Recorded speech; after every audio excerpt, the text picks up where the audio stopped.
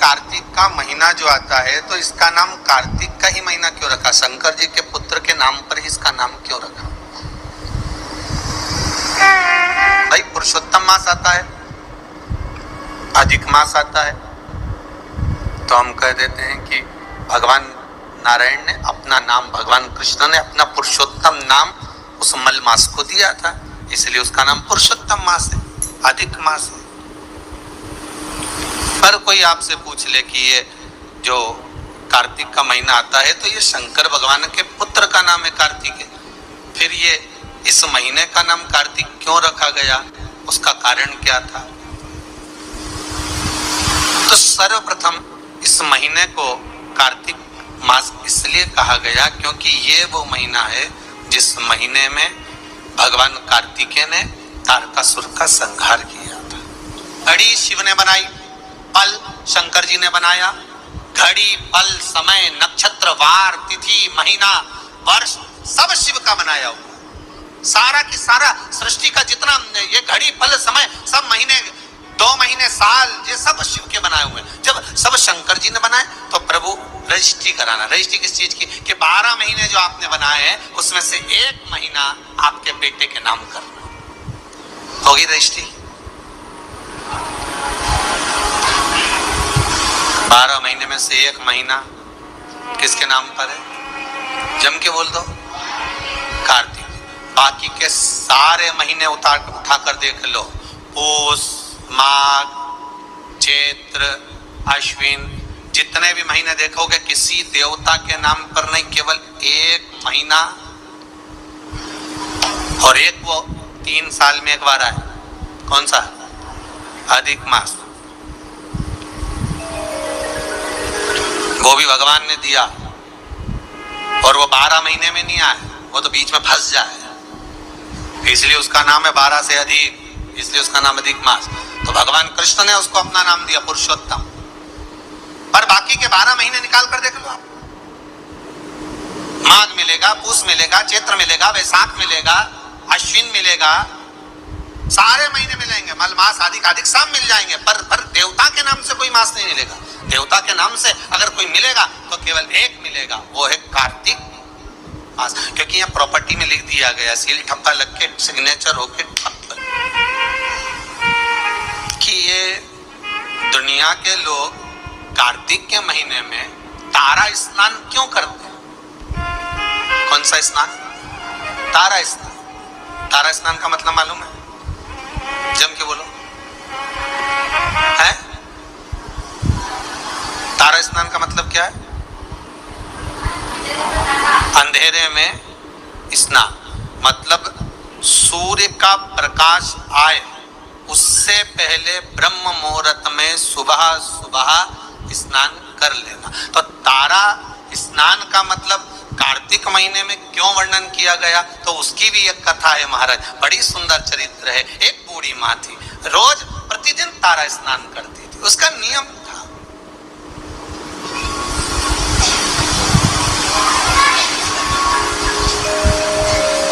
प्रतिदिन तारा स्नान करती थी।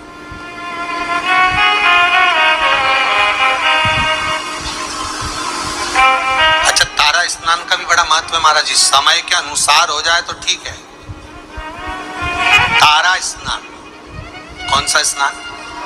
कार्तिक की, अगर आपके पास में कार्तिक महात्म की किताब होगी उसमें भी लिखा होगा, स्कंद पुराण पढ़ोगे या विष्णु पुराण पढ़ोगे उसमें भी लिखा होगा तारा स्नान का महत्व। कौन से स्नान का? तारा स्नान। तारा स्नान का महत्व वर्णन लिखा है।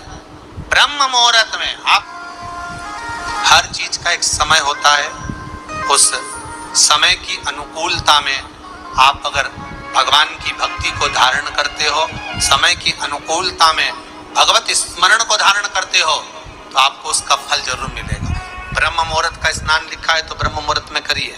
तारा स्नान लिखा है कि सूर्य उगे, सूर्य प्रकाशित हो उससे पहले आप स्नान कर लीजिए। कार्तिक महीने का एक नियम बना लो आप भी, कोई सा भी एक नियम। शाम के समय पर दिया लगाऊंगी मैं बेलपत्री के पेड़ के नीचे, पीपल के वृक्ष के नीचे या आंवले के वृक्ष के नीचे। वहां लगाने नहीं जा सकती तो अपने दरवाजे के बाहर लगाऊंगी, तुलसी के क्यारे में लगाऊंगी। ये भी नहीं कर सकती, परिंदे पर दिया लगाऊंगी, जहां पानी का मटका हो, हंडा हो, वहां लगा दो। ये भी नहीं कर सकती तो पूरे कार्तिक के महीने में दरवाजे पर मैं पानी छीटूंगी। इतना तो बना सकते हो कि अपने घर के दरवाजे पर मैं पानी छीट दूंगी, द्वार पर जल का छींटा कर दूंगी।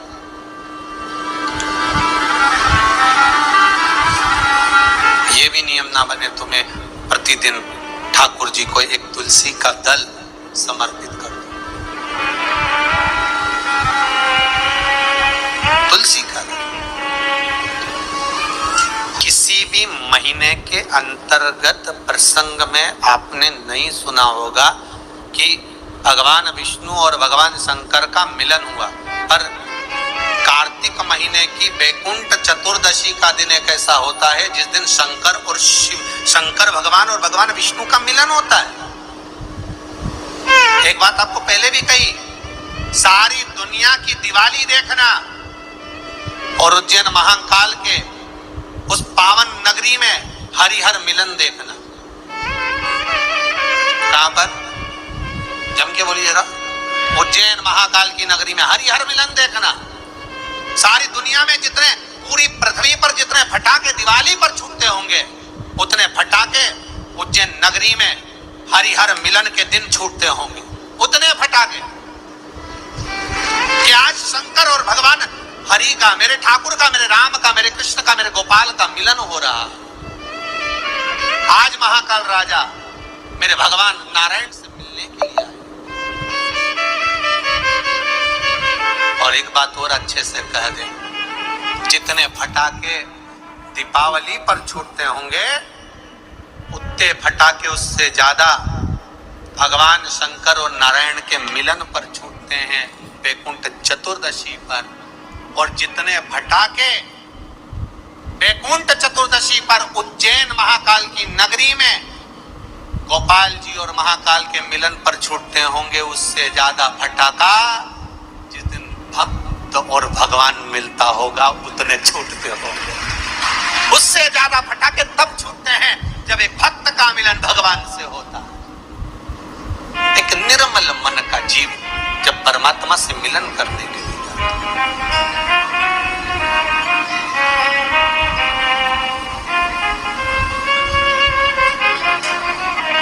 केवल एक कार्तिक का महीना, एक महीना ऐसा है जिस महीने में भगवान भूत अधिपति भूतेश्वर भगवान शंकर और भगवान नारायण दोनों का मिलन हुआ है। कार्तिक के महीने में, कार्तिक के महीने में।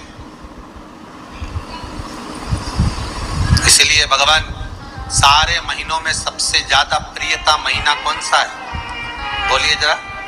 कार्तिक का महीना भगवान नारायण को अति प्रिय है, अति प्रिय।